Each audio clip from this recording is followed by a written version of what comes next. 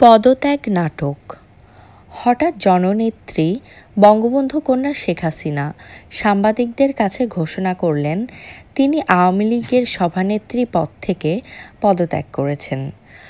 সংশ্লিষ্ট সকল মহলে এই পদত্যাগের ঘটনা আলোড়ন সৃষ্টি করল। আওয়ামী লীগের কেন্দ্রীয় কমিটির নেতারা তো হতবাক কেন্দ্রীয় অফিস নির্বাহীরা। বলা নেই কওয়া নেই, দলের সভানেত্রী শেখ হাসিনা ঘোষণা করলেন তিনি পদত্যাগ করেছেন। কিন্তু তিনি পদত্যাগ করলেন কার কাছে? কোথায় তার পদত্যাগপত্র? দলের কেন্দ্রীয় কার্যালয়ে কোনো কেন্দ্রীয় নির্বাহীর কাছে সভানেত্রীর পদত্যাগপত্র নেই। কেন্দ্রীয় নির্বাহী কমিটির মিটিংয়েও তিনি পদত্যাগ করলেন না। তাহলে তিনি পদত্যাগ করলেন কোথায় এবং কার কাছে? তিনি পদত্যাগ করেছেন বলে সাংবাদিকদের কাছে ঘোষণাই বা করলেন কিভাবে? সভানেত্রী শেখ হাসিনার এই পদত্যাগের বিষয় নিয়ে দলের ভেতরে ও বাইরে চলছে জল্পনা কল্পনা। কেউ বলছেন না তিনি পদত্যাগ করেননি, কেউ বলছেন না তিনি স্বয়ং পদত্যাগ করেছেন বলে ঘোষণা দিয়েছেন। এদিকে বঙ্গবন্ধু কন্যা সভানেত্রী শেখ হাসিনা তার পদত্যাগ প্রত্যাহার করার দাবিতে ছাত্রলীগ ও যুবলীগ কর্মীদের ব্যাপক মিছিল মিটিং এবং অমরণ অনশন করার নির্দেশ দেন। কিন্তু জননেত্রী বঙ্গবন্ধু কন্যা সভানেত্রী শেখ হাসিনার এই নির্দেশ যুবলীগ ছাত্রলীগের কর্মীরা তেমন সাড়া না দিলে এবং পত্রপত্রিকায় পদত্যাগ নাটক নিয়ে হইচই শুরু করলে দলের সভানেত্রী শেখ হাসিনা দলের সাধারণ সম্পাদিকা সাজেদা চৌধুরীকে সভানেত্রীর পদত্যাগপত্র ছিঁড়ে ফেলেছেন বলে ঘোষণা দেওয়ার জন্য যারপরনাই অনুরোধ করলেন।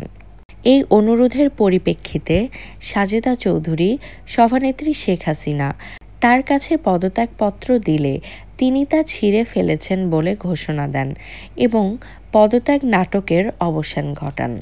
মোটরসাইকেল আরোহী পুনরায় ফিরে এলে জননেত্রী বঙ্গবন্ধু কন্যা বিরোধী দলীয় নেত্রী সাদর সম্ভাষণ জানিয়ে তার ব্যক্তিগত পরামর্শকের দায়িত্ব ও মর্যাদা পুনরায় ফিরিয়ে দেন। মোটরসাইকেল আরোহী জননেত্রী বঙ্গবন্ধু কন্যা বিরোধী দলীয় নেত্রী শেখ হাসিনাকে সদ্য সমাপ্ত নির্বাচন সম্পর্কে এবং নতুন সরকার সম্পর্কে আর কোনো কঠোর উক্তি না করে ধৈর্য ধরে অপেক্ষা করার পরামর্শ দেন। টাকার বিনিময়ে রাষ্ট্রপতি প্রার্থী। রাষ্ট্রপতি বিচারপতি শাহাবুদ্দিন আহমেদের স্থলে নতুন রাষ্ট্রপতি নির্বাচনের সময় বিরোধী দলীয় নেত্রী জননেত্রী বঙ্গবন্ধু কন্যা শেখ হাসিনা হাজী মকবুল হোসেনকে ৩০ লক্ষ টাকার বিনিময়ে আওয়ামী লীগের পক্ষ থেকে রাষ্ট্রপতি পদপ্রার্থী করেন। অন্যদিকে এরশাদ এবং তার দল জাতীয় পার্টির সমর্থন নিয়ে সুপ্রিম কোর্টের সাবেক প্রধান বিচারপতি বদরুল হায়দার চৌধুরী রাষ্ট্রপতি প্রার্থী হন। বিরোধী দলীয় নেত্রী জননেত্রী বঙ্গবন্ধু কন্যা শেখ হাসিনা হাজী মকবুলকে রাষ্ট্রপতি প্রার্থী করে রাখলে তার এবং তার দল আওয়ামী লীগের ভাবমূর্তি ক্ষুণ্ণ হবে, ঐতিহ্য নষ্ট হবে ইত্যাদি বুঝিয়ে সাবেক বিচারপতি বদরুল হায়দার চৌধুরীকে সম্মিলিত বিরোধী দলীয় প্রার্থী করার পরামর্শ দিলে এক পর্যায়ে তিনি রাজি হন এবং বিচারপতি বদরুল হায়দার চৌধুরীকে ধানমন্ডি ৩২ নম্বর বঙ্গবন্ধু ভবনে ডেকে এনে আলাপ আলোচনা শেষে জননেত্রী বিরোধী দলীয় নেত্রী বঙ্গবন্ধু কন্যা শেখ হাসিনা বিচারপতি বদরুল হায়দার চৌধুরীকে জামাতে ইসলামী বাংলাদেশ আমির যুদ্ধ অপরাধী ১৯৭১-এর ঘাতক অধ্যাপক গোলাম আজমের সঙ্গে দেখা করে দোয়া নিয়ে আসার জন্য বলেন। এদিকে হাজী মকবুল হোসেনকে রাষ্ট্রপতি প্রার্থিতা প্রত্যাহার করার জন্য বিরোধী দলীয় নেত্রী শেখ হাসিনা নির্দেশ দিলেও হাজী মকবুল প্রার্থিতা প্রত্যাহার করতে গড়িমসি শুরু করে। এক পর্যায়ে হাজী মকবুল হোসেন বঙ্গবন্ধু কন্যা শেখ হাসিনাকে দেওয়া তার ৩০ লক্ষ টাকা ফেরত না পেলে রাষ্ট্রপতি প্রার্থিতা প্রত্যাহার করতে অস্বীকৃতি জানায়। তখন জননেত্রী বিরোধী দলীয় নেত্রী বঙ্গবন্ধু কন্যা শেখ হাসিনা ধানমন্ডি ৩২ নম্বরে বঙ্গবন্ধু ভবনে লোক দিয়ে হাজী মকবুল হোসেনকে ডেকে এনে প্রথমে ধমকে জিজ্ঞেস করেন তার মতো লোকের পক্ষে আওয়ামী লীগের রাষ্ট্রপতি প্রার্থী হওয়া সাজে কিনা। তারপর বলেন, আমি শেখ হাসিনা আপনার মতো লোককে আওয়ামী লীগের রাষ্ট্রপতি প্রার্থী করে বিরল সম্মান ও মর্যাদার অধিকারী করেছি। এটা কি আপনার জন্য যথেষ্ট নয়? তাছাড়া নির্বাচনে তো জিতবেন না, রাষ্ট্রপতি তো হতেই পারবেন না। এখন সম্মানের সাথে চুপচাপ বসে পড়েন। হাজী মকবুল আমতা আমতা করতে থাকলো। বঙ্গবন্ধু কন্যা শেখ হাসিনা বলেন, আপনি যা করেছেন, যা দিয়েছেন, ভবিষ্যতে আমি তা মনে রাখব এবং পুষিয়ে দেব। এই নিয়ে আর উচ্চবাচ্য করে ভবিষ্যৎ খোয়াবেন না। নিঃশব্দে পদত্যাগ করে আমার প্রতি আনুগত্য দেখান। অতঃপর আওয়ামী লীগের রাষ্ট্রপতি প্রার্থী মকবুল হোসেন ভবিষ্যতের আশায় প্রার্থিতা প্রত্যাহার করে জননেত্রী বঙ্গবন্ধু কন্যা শেখ হাসিনার প্রতি আনুগত্য প্রকাশ করে। জাহানারা ইমাম ও শেখ হাসিনা। বেগম খালেদা জিয়া বাংলাদেশের প্রধানমন্ত্রী এবং শেখ হাসিনা বিরোধী দলীয় নেত্রী।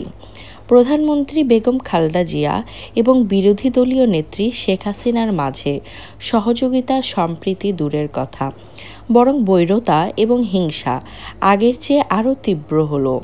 এই সুযোগে স্বাধীনতা বিরোধী মৌলবাদী রাজনৈতিক দল জামাতে ইসলামী তাদের নেপথ্যের মূলনেতা যুদ্ধ অপরাধী ঘাতক গোলাম আজমকে জামাতে ইসলামীর আমির বানায়।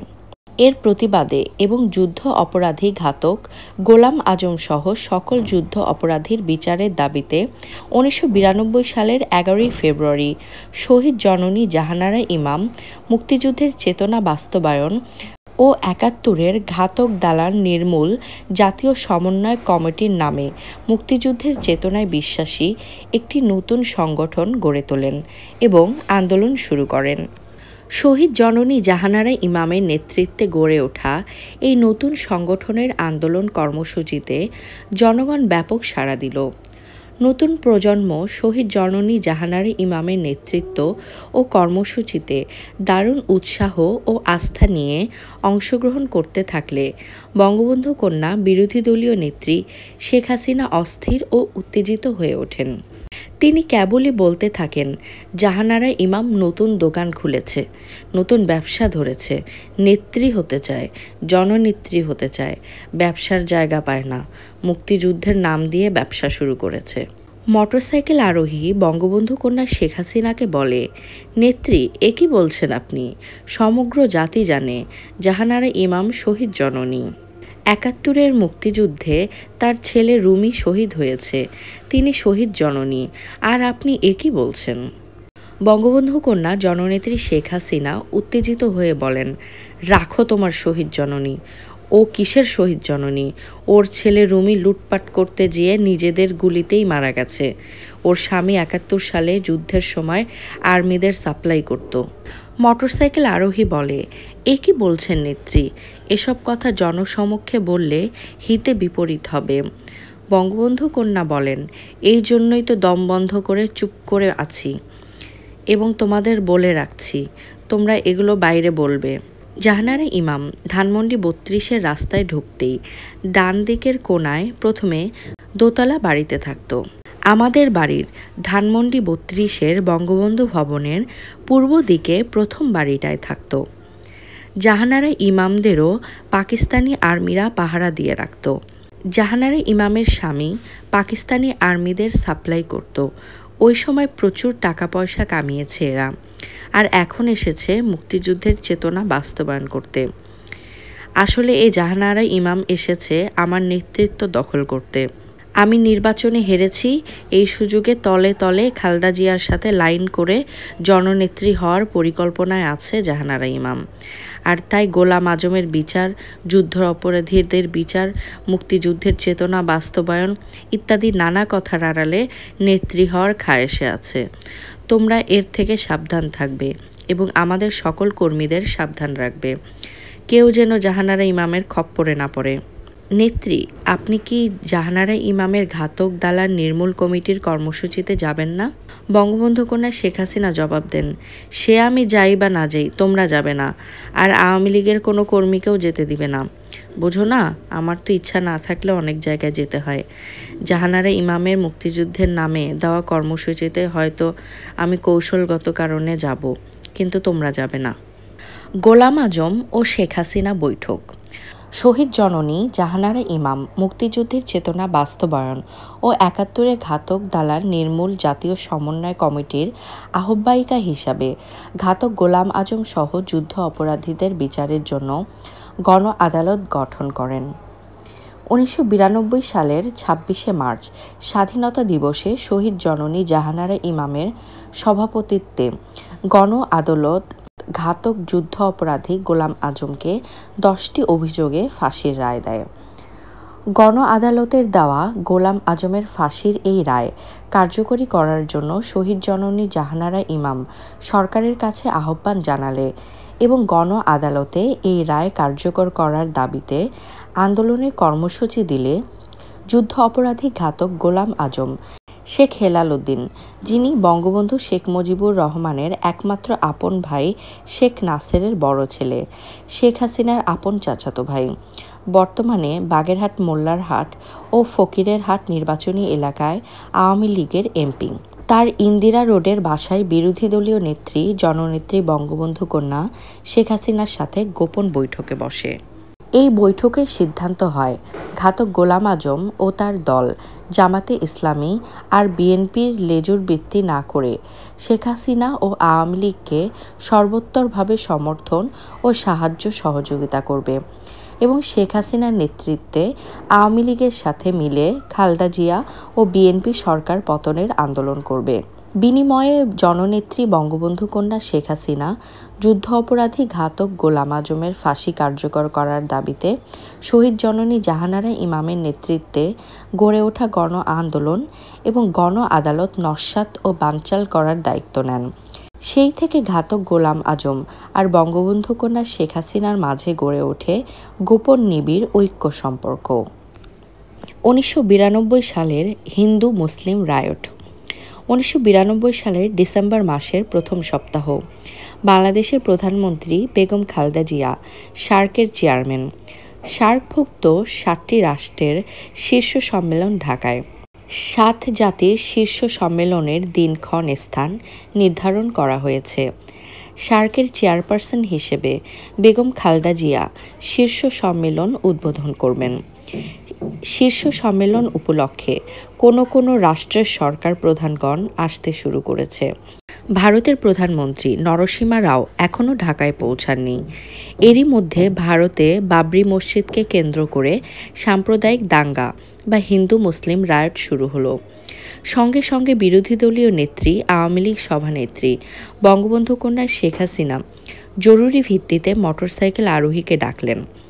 মোটরসাইকেল আরোহী ২৯ নম্বর মিন্টু রোডে বিরোধী দলীয় নেত্রী শেখ হাসিনার বাসায় উপস্থিত হলে বাবুর্চি বীরেশ দৌড়ে এসে খবর দেয় যে আম্মা অর্থাৎ শেখ হাসিনা আপনাকে এখনই ধানমন্ডি ৩২-এ বঙ্গবন্ধু ভবনে যেতে বলেছেন। মোটরসাইকেল আরোহী ৩২-এ পৌঁছালে সঙ্গে সঙ্গে জননেত্রী শেখ হাসিনা তাকে বঙ্গবন্ধু ভবনের লাইব্রেরি রুমে ডেকে বলেন, সারা দেশে হিন্দু মুসলিম রায়ট লাগিয়ে দাও। মোটরসাইকেল আরোহী বলে, এটা ঠিক হবে না। নেত্রী বলেন, ঠিক বেঠিক তোমাকে ভাবতে হবে না, রায়ট লাগাতে বলেছি, তুমি লাগাও। মোটরসাইকেল আরোহী বলে, আপনি এটা বলেন কি? আমি আরও রাত দিন পরিশ্রম করে পাড়ায় মহল্লায় যুবকদের সতর্ক করে রেখেছি যাতে করে হিন্দুদের ওপর কোনো প্রকার আক্রমণ না হয়, আর আপনি বলছেন রায়ট লাগিয়ে দিতে? নেত্রী বলেন, হ্যাঁ আমি বলছি, তুমি রায়ট লাগাও। মোটরসাইকেল আরোহী বলেন, না নেত্রী, এটা নীতি বিরুদ্ধ কাজ। নেত্রী রাগান্বিত হয়ে বলেন, রাখো তোমার নীতিফিতি, আমি যা বলছি তাই করো। আমি তোমার নেত্রী না তুমি আমার নেতা? আমাকে যদি নেত্রী মানো তাহলে আমি যা বলবো তাই করতে হবে। মোটরসাইকেল আরোহী বলেন, আপনিই তো আমাদের নেত্রী, আপনি যা বলবেন তাই তো শিরোধার্য। তবে হিন্দুদের ওপর আক্রমণ করলে হিন্দুরা আর এদেশে থাকবে না, সবাই চলে যাবে। আর এই হিন্দুরা তো আমাদেরই লোক, আমাদেরই রিজার্ভ ভোটার। নেত্রী বলেন, রাখো, যাবে কোথায়? যাবার জায়গা নেই, তুমি রায়ট লাগাও। মোটরসাইকেল আরোহী বলে, হিন্দুরা ভারতে চলে গেলে ভারত থেকে যে মুসলমান আসবে সে মুসলমান সবাই হবে ধানের শীষ মানে বিএনপি। এটা কি ভেবে দেখেছেন নেত্রী? নেত্রী বলেন, আরে বোকা, সার্ক সম্মেলন পণ্ড করতে হবে না? কয়েকদিন পরেই সার্ক সম্মেলন। খালেদা জিয়া সার্ক সম্মেলন উদ্বোধন করবে। ইন্ডিয়ার প্রাইম মিনিস্টার নরসিমা রাও এখনও আসেননি।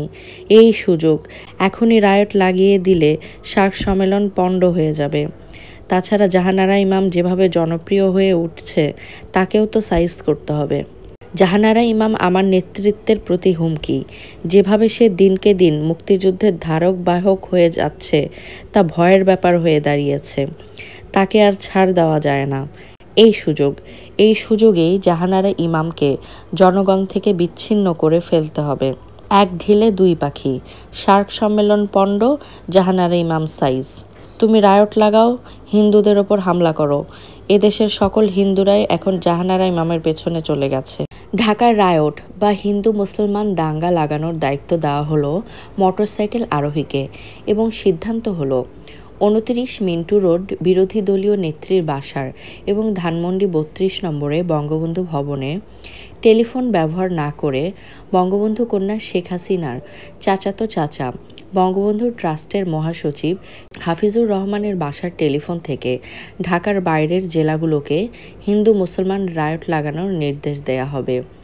খালেদা জিয়া সরকার যাতে বঙ্গবন্ধু কন্যা শেখ হাসিনা কর্তৃক রায়ট লাগানোর পরিকল্পনা টের না পায়, সেজন্য এই সতর্কতা।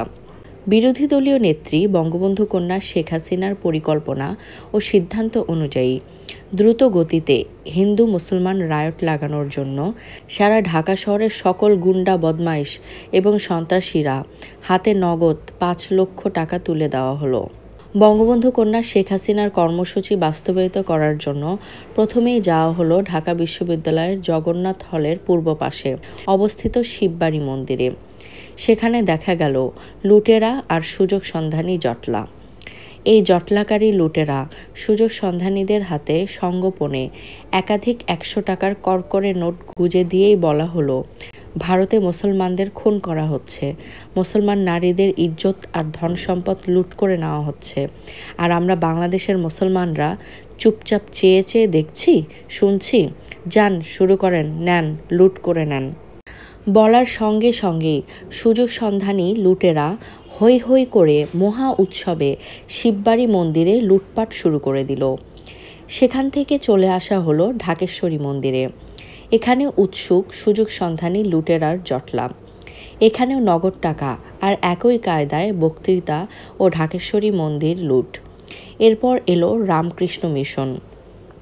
নগদ অর্থ আর বক্তৃতায় কাজ হলো। রামকৃষ্ণ মিশনে লুটপাট শুরু হলো।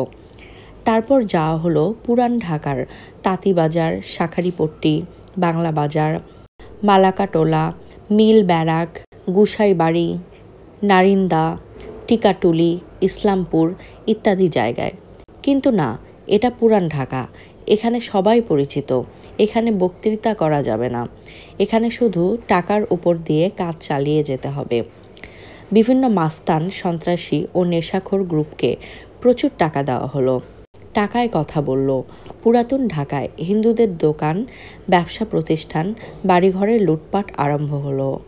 ঘণ্টা 3-4 পরে ধানমন্ডি 32 নম্বর বঙ্গবন্ধু ভবনে বিরোধী দলীয় নেত্রী বঙ্গবন্ধু কন্যা শেখ হাসিনাকে সারা ঢাকা শহরে হিন্দু মুসলিম সাম্প্রদায়িক দাঙ্গা বা রায়ট লাগিয়ে দেওয়ার সুফল সংবাদ দিলে তিনি বেজায় খুশিতে আপ্লুত হয়ে ওঠেন।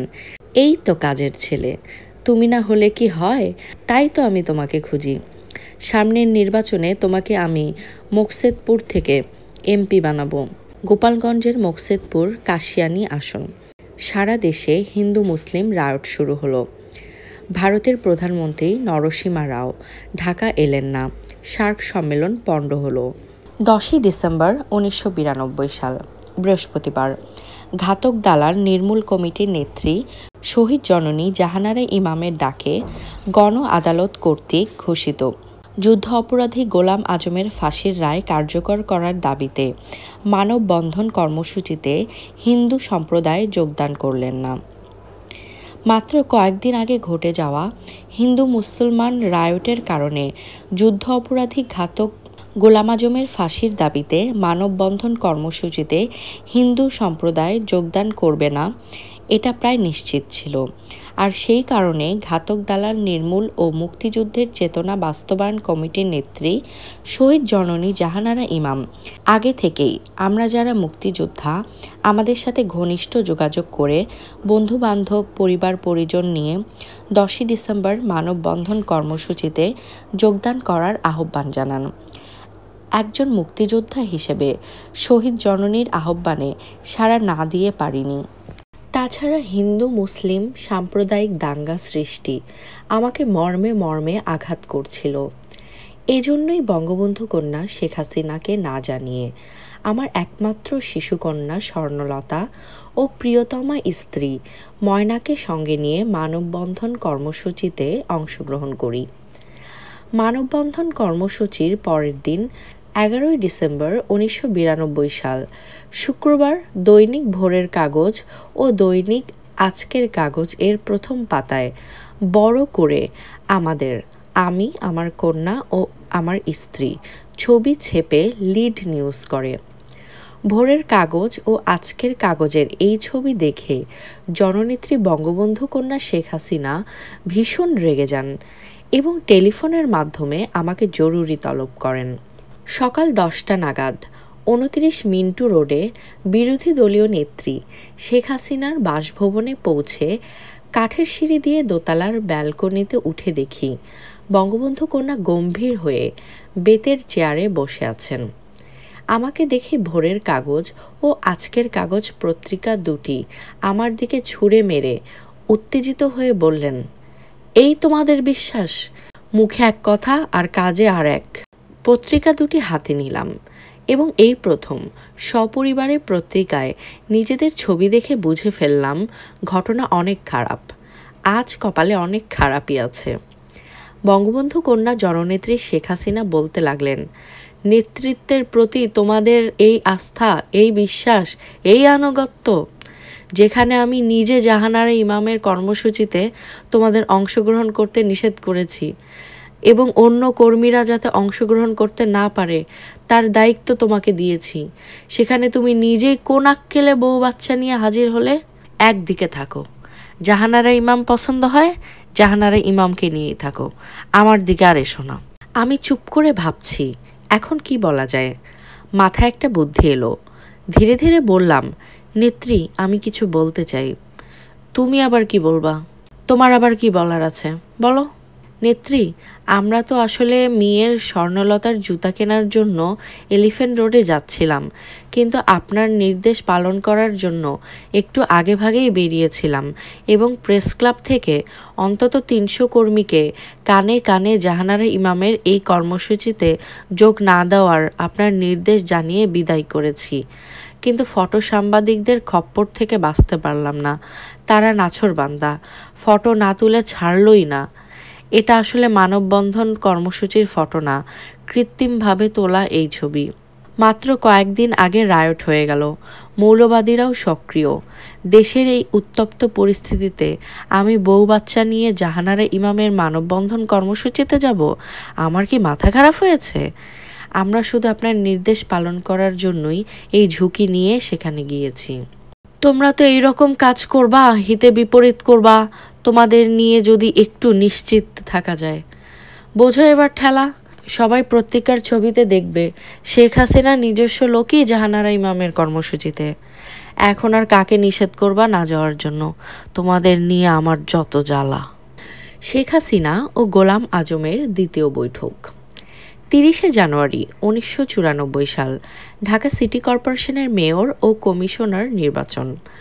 বঙ্গবন্ধু কন্যা শেখ হাসিনা ও তার দল আওয়ামী লীগ ঢাকা মহানগর আওয়ামী লীগের সভাপতি মোহাম্মদ হানিফকে ঢাকার মেয়র পদে মনোনয়ন দিয়েছে। তোড় জোরে নির্বাচনী প্রচার প্রোপাগান্ডা এগিয়ে চলছে। বঙ্গবন্ধু কন্যা শেখ হাসিনা থেকে শুরু করে দলের সকল নেতাকর্মী বাড়ি বাড়ি গিয়ে ভোটারদের কাছে মেয়র পদে মাছ মার্কায় হানিফের জন্য ভোট চাইছে। অধিক রাত পর্যন্ত চলছে মিছিল এবং নির্বাচনী জনসভা। প্রতিটি পাড়া মহল্লা অলিতে গলিতে চলছে মেয়র কমিশনার নির্বাচনের কাজ। আওয়ামী লীগ, বিএনপি, জাতীয় পার্টি, জামাত, কমিউনিস্ট পার্টি সহ সকল রাজনৈতিক দল নির্বাচনী কাজে ভীষণ ব্যস্ত।